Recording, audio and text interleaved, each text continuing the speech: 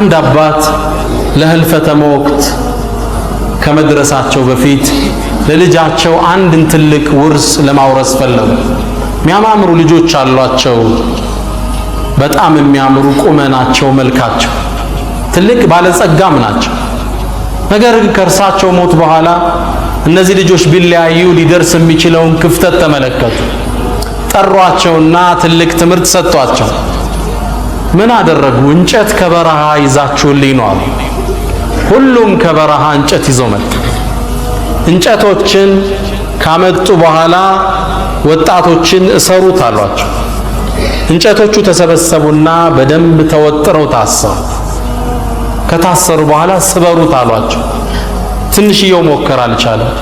የሱ ታላቅ ሞከር፣ ሁሉም ሞከሩ፣ አልተሳካላቸው።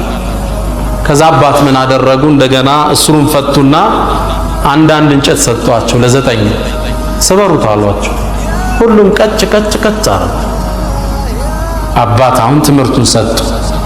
አንድ ከሆናችሁ ሚሰብራችሁ ይሄ፣ ከተለያያችሁ ግን እንዲህ ተንጣጥታችሁ ታልቃላችሁ። ግልጽ ነው። ዋህዳን ጠብቅ፣ ልዩነትን አጥፋ።